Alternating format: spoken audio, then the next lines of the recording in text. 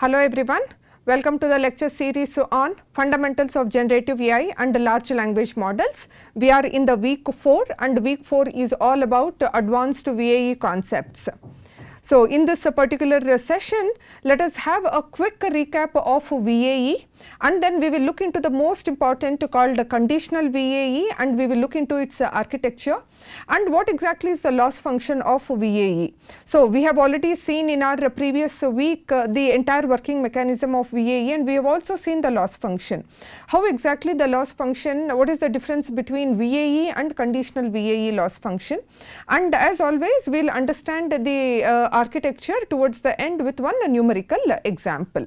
So, let us get started with a quick recap of VAE. So, this is what is the architectural diagram that we have seen, where if you look into this is a standard VAE architecture. How can you say it as a standard VAE? Because the model is been mainly trained only with an input data, right?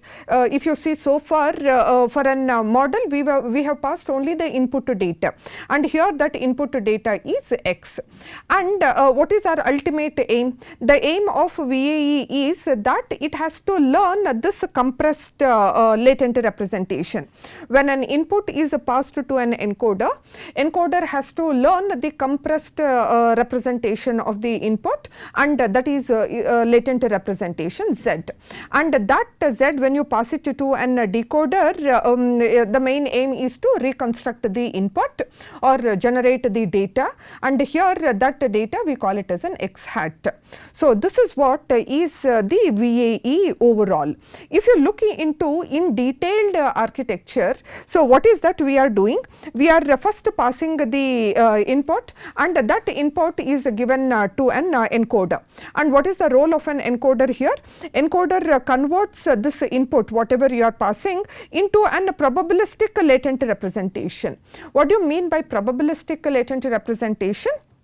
Here ultimately it is mapping to the input X to a distribution over the latent representation, which means the encoder is mainly aiming to produce the mean and then the log variance of what? Of appropriate posterior distribution.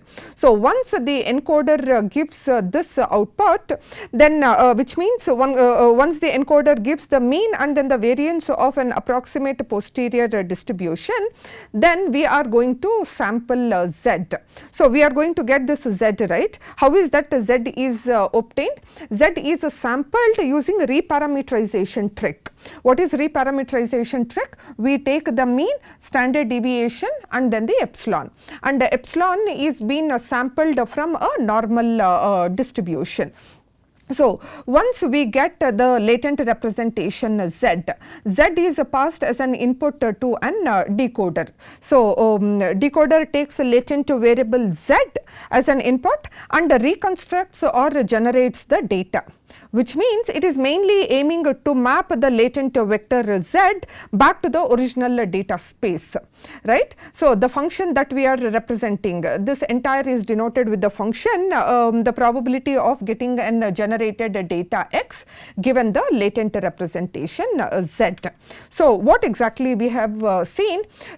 Standard VAE mainly aims to learn from the input, it has to get the Z, from Z it has to get the reconstructed X hat, right. This is what is the VAE. Now, let us look into what is the need for our next architecture, which is a point of discussion for this particular session, which is Conditional VAE. Why exactly we require this? That means there has to be some limitation with respect to existing one. What is that limitation? If you look into a standard VAE, generation is not explicitly controlled. What do you mean by generation is not explicitly controlled? Now, you are passing an input to Z and Z is producing an output. When Z is passed to an decoder, decoder is getting the output. So, now what if you have a condition like this? So, that is what explicitly, it is not explicitly controlled. Now, what if you want to generate a specific type of the output? I want a specific type of an output, probably generate only the image phi, or generate only the cat images, generate only the dog images. If you are working in medical application, what if you have a less number of malignant images? Generate now you want a controlled output. What if you want to generate a specific output? Then we need to give extra guidance. We need an extra guidance if you want to generate a specific type of the output. What exactly mean by this? Suppose if you want to generate an image phi, or if you want to generate a cat image, then you need an extra guidance. So for that we require a conditional VAE. What is conditional VAE? It is exactly an extension of VAE. Working mechanism will remain the same as VAE, but we give an extra input. What is that extra input? You see, for the input we are passing the label also, and to the encoder you are passing both x and y. And when you get a z, when you pass z to the decoder, you are again passing this. So which means this encoder and decoder, we are providing an additional input. So that additional input is a condition here, and that condition is denoted it as y, and this y can be a class label or it can be an attribute. And look at this reparameterization trick. How is that we are writing? Ultimately, we were before we were writing it as of x and sigma of x and epsilon. We were taking only so much. But here, along with the input x, we are also passing a label y. Therefore, it is x comma y, and here it is x comma y. So little more if you have to understand, look at this particular architectural diagram. For the encoder, input x and y is being passed. So now whatever this mu and variance we are getting, is it not which will have x and y as an impact? X and using x and y only you are getting this mean and then the variance. Therefore, this is what you have x and y here. So I hope you have understood what is conditional VAE. Conditional VAE is an extension of VAE where we provide an additional input. So now you can ask the question, why we need to provide an additional input? What is that? By providing an additional input we are getting a benefit. Now you just recall, go back and then see the architecture of VAE. In the normal VAE or in the standard VAE, decoder receives, this entire is the decoder. Decoder is receiving only Z as the input, right? Then if decoder is receiving a Z, Z is the latent representation which must store the information of the image, and it should also store the class information, correct? Do you agree to this? Suppose if you are passing an handwritten digit 3, then Z should capture the style of the image. How is 3 written? How is the curve? Whether it is thin, thick, slant, sharp. It has to capture those feature information, and it should also capture the class information, which means it belongs to handwritten digit 3. So Z has to capture both these information when it comes to standard VAE. That is, if an image handwritten 3, then Z must somehow encode that it is 3. Right. So, but whereas in conditional in conditional VAE, in cVAE, if you look into what is that you are providing to the model, is it not the input y is also passed to z, y is also passed to z. So when you are passing it to the decoder along with the features in the image, you are providing the class label also, which means the model need not have to bother about to which class it belongs to or the class information. So can we think in this way? Somebody is already providing that information. If that is the case, I need to focus only on the important the features or the meaningful features of the image. So is it not this is more efficient when comparing to VAE? In VAE, we were passing only Z. Z has to capture both the information about the image as well as the class information. But in the c-VAE, conditional VAE, we are not, model need not have to bother about the class information. You are explicitly passing it. If that is the case, can it focus only on capturing the information from the image? Is it not? You are putting less burden on Z. Now Z is more efficient in capturing. Did you get this intuition? So this is all is the advantage of going for conditional. So decoder here receives both X and Z and Y. So Y already tells the decoder the class that it belongs to. So because of this, Z can focus more on variations within that class. So Z can capture the styles such as whether it is a thin or a thick digit, whether it is a tilde or a straight image, whether it is a tall or short digit, whether it is curved or sharp writing style. All that is what Z can capture without actually bothering to which class it belongs to, because explicitly you are passing the class information.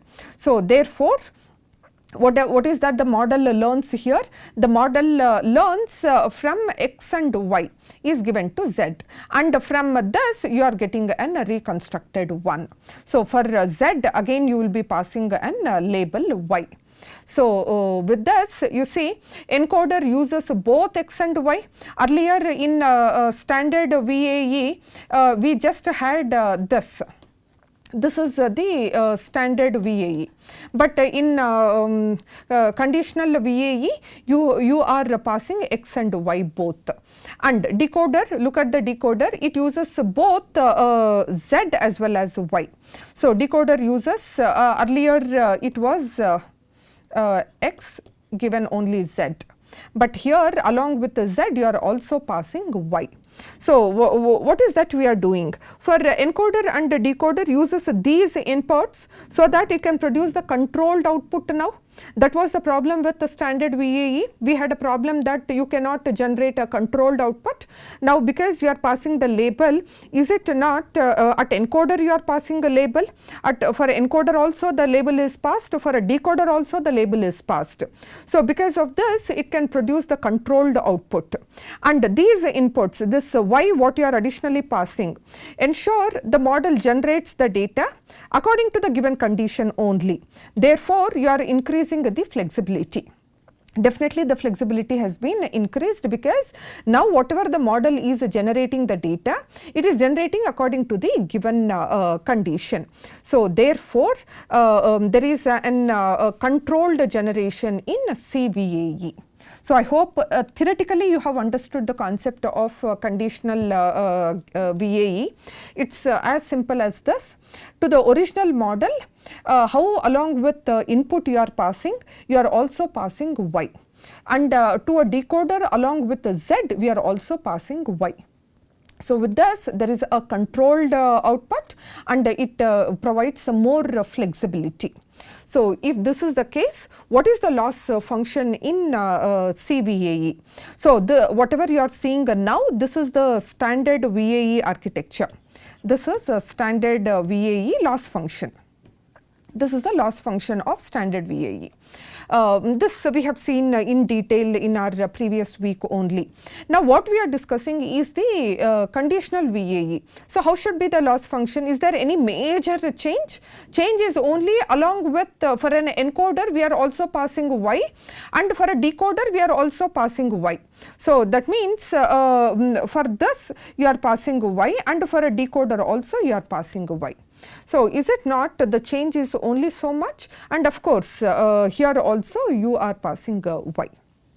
So additional input is being passed to a conditional VAE, so that you will have a controlled output generation, and it enhances the flexibility of using this particular model. Now so this is the overall loss function. Now let us try to recall from the numerical example that we have solved. So before we go into the next slide, that is numerical example, I want all the listeners here to go back to our week 3 and then solve the problem. If you have already solved that, try to recall that concept. If you have still not solved, you can watch that particular week 3 last numerical session. So there, what was the input that we had passed? Is it not, this is the input that we have considered in a normal VAE, right, or in a standard VAE. Let me not, don't get confused when I say normal, it is a standard VAE. So this is the input that we had passed. Suppose this input belongs to a particular class. Class information also should be passed. Now, suppose if it belongs to some binary class. If it belongs to a binary class, then the label will be either that class or this class. So it will be either 0 or 1, or if you are using one hot encoding, it will be 1 0 or it is 0 1. So I have used one hot encoding, and then if it belongs to one particular class and that class label is denoted as 1 0. That 1 0 indicates, suppose if you take this as an iris data set, and for example, if you consider iris data set is having 2 classes, although original is having 3, but just for understanding, let us assume it is having 2 classes, iris Sotazo, iris versicolor. If that is the case, this sample belongs to only one class. If it belongs to one class, then it is iris Sotazo or it is versicolor. So if that is the case, if you are using one hot encoding, it belongs to one class, it does not belongs to another class. So that is the meaning of 1 0 here. Now, since it is a conditional VAE, what is the input that you are passing? Along with the input, the class label also should be passed as an input. Now you see, along with the input, this entire is X. Along with that, you are also passing Y. Right. Now earlier in our standard VAE, only input was passed. Now along with the input, you are also passing the class label. Now can you recall what will be our next concept? Is it not, you will be multiplying it with the weight, and then rest everything will remain the same. You will be using an additional weights here. Why additional weights? Because there earlier it was 4 features, so 4 input, now it is 6. So definitely weights, when you are establishing a connection, you require 2 more additional weights. So now after you perform the entire calculation, then let us assume you got the hidden representation. How is that you get what was the hidden representation that you have obtained in standard VAE? Is it not this was the hidden representation? This is the same example what we had solved. So from that example, we know that VAE first hidden representation has given this particular output 1.07, 1.93 and 0.87. This is the output that we have obtained. Now after we pass this particular input, and for some weights that we have taken, let us assume conditional VAE, after adding this label, this is the output that we have obtained from the hidden representation. Now can you look into, intentionally have shown both so that you will have a clear understanding. Can you see the difference between hidden representation of VAE and c-VAE, conditional VAE? Definitely in conditional VAE, hidden representation is carrying additional information, right? There is comparing to this, we have the weights, the values are little high here. What is that? So because the labels, class label is been added, this label contributes additional weighted information. Definitely to this encoded hidden layer, there is some information, more information is there comparing to this particular hidden representation. So what is that I am trying to explain you here? Along with the input, we are also passing the class label Y. Because you are passing the class label Y, there is an additional information you are providing. How is that you can able to understand what is the role of this additional information? Look at this. Definitely comparing to the normal standard VAE, the c-VAE has more information. Why this more information has come? It is because of this class label. I hope this is clear to you. Now, once this is done, what should be our next step? You have to pass that, let us assume from there you have obtained the latent, distribution parameters, mean and variance. From there, you have to sample Z. Okay, let us assume the Z is already been sampled. If it was in a normal or a standard VAE, Z was only so much, right? But now you are not just passing a Z, you have to pass Z and Y both. So, because this is Z which has been obtained by passing the previous output, by passing this value, we have obtained this Z. We have obtained this.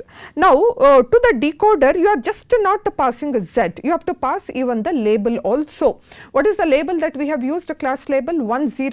So, along with Z, this is just a Z, along with the Z, you are also passing Y, right? That is what, along with the Z, you are also passing Y. I hope you are getting this. So, now what is this Z? Is it not an input to the decoder? So, go back to the architectural diagram. To the Z, you are also passing Y. So, is it not we have done this, right? So, now what exactly this information tells to the decoder? Generate or reconstruct X using this latent information Z. Is it not when you pass this Z to an decoder, ultimately decoder has to give this generated or constructed X or X hat, and it has to generate using this latent information Z, but it is just not Z, it is now even conditioned on class label Y. So, this is what is the major difference. So, you are giving a Z, but along with Z, Y is also been given. So, this is how the information is given to a decoder. Now, at a decoder side, you go back and then recall from what we have solved, we have obtained the reconstructed data X hat. So, here also you see this was the data that we had obtained at a for a standard VAE. But here because it is an conditional VAE, because some additional input is being passed, definitely there is a change in the reconstructed or generated data. So, over a period of time, what will you do? You will calculate the loss, you will back propagate, and then you will update the weights and then the bias. Over a period of time, definitely there will be an improvement in whatever the reconstructed data that we have obtained. This, when you compare it with the original, it will be very much matching. So, this shows the label Y changes the decoder hidden representation, definitely. So, because of this, you can see there is a change in the reconstructed output also. Because there is a because of Y, there is a change in the hidden representation, and because of change in the hidden representation, there is change in Z. Because of change in Z, there is a change in reconstructed data also. So, this is all about the VAE. In the next session, we will look into a latent space interpolation. This is one of the most important concept when we are generating the data. So, what is that we have looked into this particular session? This session mainly focused on what exactly is VAE. We have seen a quick recap, and we have seen an extension version of VAE called conditional VAE, which is more flexible when compared to a normal or a standard VAE. With this, we have come to an end of this particular session. Thank you.